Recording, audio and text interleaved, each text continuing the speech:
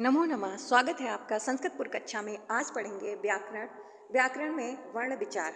देखिए, जो आपकी समस्त परीक्षाओं में पूछे जाते हैं। सबसे पहले संस्कृत। तो संस्कृत में देखिए सम उपसर्ग है। संस्कृत में आपका सम उपसर्ग है, प्री धातु है और गत प्रत्यय है।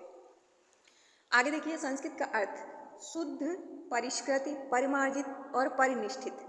संस्कृत भाषा का अर्थ क्या होता है? तो संस्कृत भाषा का अर्थ है शुद्ध एवं परिमार्जित भाषा। अर्थात संस्कृत भाषा क्या है? शुद्ध एवं परिमार्जित है। आगे देखिए व्याकरण। अब आता है व्याकरण। तो व्याकरण में आपको क्या पढ़ना है? देखिए ये है आपका व्याकरण। व्याकरण वी प्लस आंग प्लस क्री प्लस आपका लुट। तो वी आंग ये आपका क्या है? उपसर्ग, प्री धातु हो गई, लुट प्रत्यय हो गया। आगे देखिए व्यविक्रियन्ते व्युत्पाद्यन्ते अनेन इति व्याकरणम। इससे क्या होता है?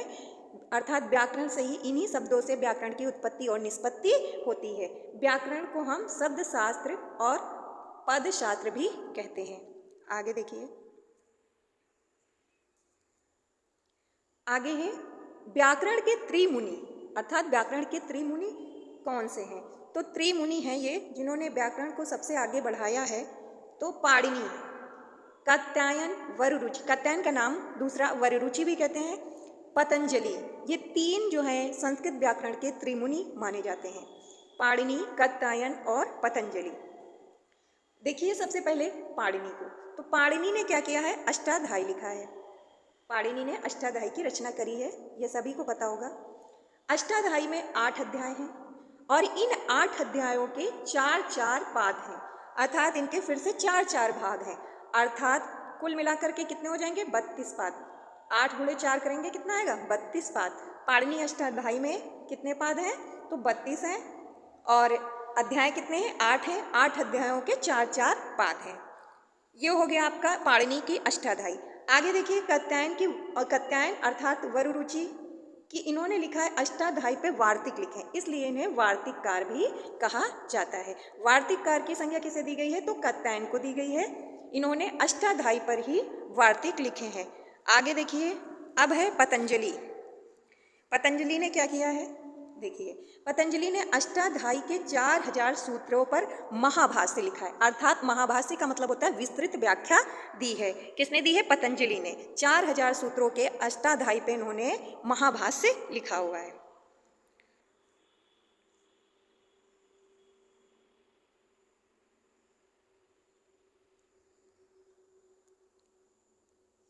स्वर।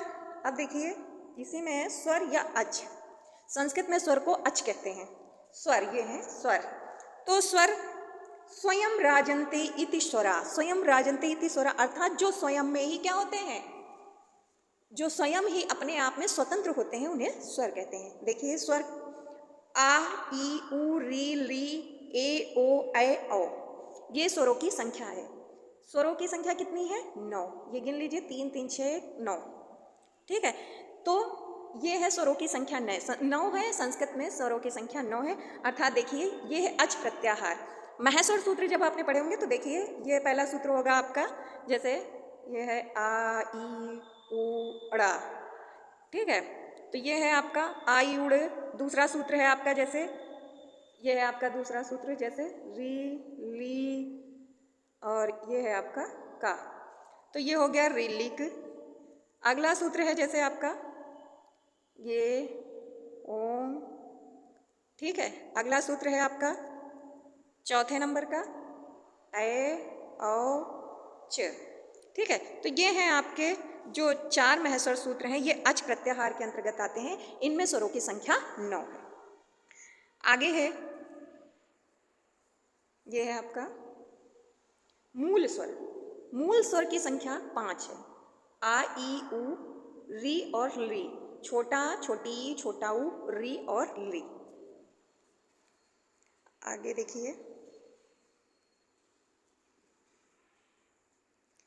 आगे है आपका संयुक्त स्वर।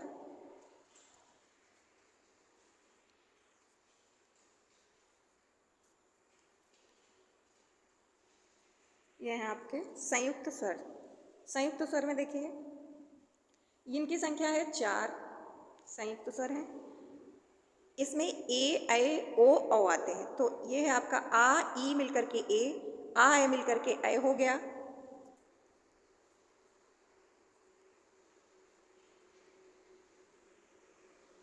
और आ, ऊ मिलकर के ओ, आ और ओ मिलकर के औ।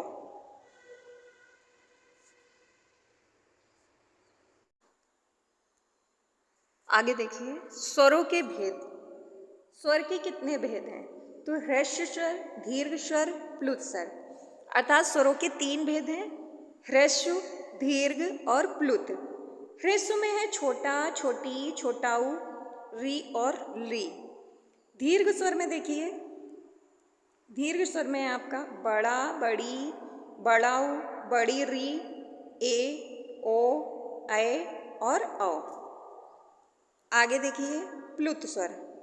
प्लुत स्वर ये जैसे आपका ओम, ओम जब बोलते हैं तो ओम में क्या है, ये आपका प्लुत हो जाता है, अर्थात इसमें ये बीच का भाग आपका क्या हो जाता है, विलुप्त हो जाता है। इसीलिए इसमें क्या है, इसे प्लुत स्वर कहते हैं, जैसे ओम। आगे देखिए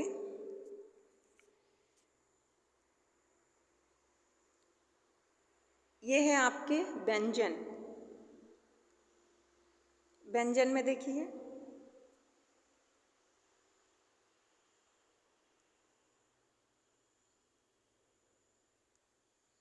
ये है आपका व्यंजन। व्यंजन आपके 33 हैं। इनका विभाजन देखिए, जैसे स्पर्श व्यंजन, अंतस्थ व्यंजन, यण प्रत्याहार भी कहते हैं, ऊष्म व्यंजन को सल प्रत्याहार के अंतर्गत आते हैं, संयुक्त व्यंजन। अब देखिए स्पर्श व्यंजन कौन से होते हैं, इनके 5 वर्ग होते हैं, का वर्ग, चा वर्ग, टा वर्ग, ता वर्ग और पा वर्ग। जैसे आपको पता है इसमें का वर्ग में का, खा, गा, घा, अंगा, चा वर्ग में चा, छा, जा, जा, झा, इया, और ये है आपका टा वर्ग टा, ठा, डा, डा, डा, ता वर्ग ता, था, दा, दा, ना, पा वर्ग है पा, फा, वा, बा, भा। अब ये हो गए आपके 5 वर्ग और 5 वर्ण हो गए, तो कुल मिलाकर कितने हो गए, 25। ये देखिए अंतस्थ व्यंजन यण, इसमें आएगा या, वा, रा, ला, यणो अंत स्थिता, अर्थात इसे क्या है, अंतस्थ व्यंजन यण प्रत्याहार के अंतर्गत आते हैं। ऊष्म व्यंजन सल इन्हें कहते हैं, श, श, श और हा, शल, ऊष्म, माड़ा। आगे है आपका संयुक्त व्यंजन। देखिए संयुक्त व्यंजन है ये आपके। संयुक्त व्यंजन में ये है आपका छ, त्रक और ज्ञा। तो का और शा का, शा और आ मिलकर के बना है छा, ता और रा प्लस आ मिलकर के क्या बना है आपका त्रा, और जा, इया प्लस आ मिलकर के बना है आपका क्या, ज्ञा। अर्थात इस सब में क्या है, स्वर लगे हुए हैं, स्वर के सहयोग से ही व्यंजन बने हुए हैं। ये हो गए आपके व्यंजन संख्या 33। आगे देखिए वर्ण। अब वर्ण में देखिए ये है आपका वर्ण। वर्ण में है आपका, देखिए ये 2 प्रकार के विभाजन, इसमें स्वर और व्यंजन। देखिए स्वर में वही है 3, ह्रस्व, दीर्घ और प्लुत। ह्रस्व में क्या है, छोटा, छोटी, छोटाऊ, री और ली। दीर्घ में क्या है, बड़ा, बड़ी, बड़ाऊ, बड़ी री, ए, ओ, ऐ, औ। प्लुत में देखिए छोटा, छोटाऊ और री, ये हैं आपके प्लुत में आ जाएंगे। स्पर्श व्यंजन देखिए आप, ये इस व्यंजन की संख्या स्पर्श, अंतस्थ, ऊष्म और मिश्रित या संयुक्त व्यंजन। देखिए स्पर्श व्यंजन का से मा तक होते हैं, जिनकी संख्या क्या है, 25। अंतस्थ व्यंजन यण है या, वा, रा, ला, जिनकी संख्या कितनी है, 4। ऊष्म व्यंजन सल है सा, शा, शा, हा, जिनकी संख्या कितनी है 4। मिश्रित एवं संयुक्त व्यंजन है छत्र, ज्ञ, आदि, इनकी संख्या कितनी है 3 है, अन्य भी हो सकती। तो यहाँ से देखिए 25, 4 और 4। ठीक है, ये रहा आज का वर्णमाला का वीडियो। आपको पसंद है तो लाइक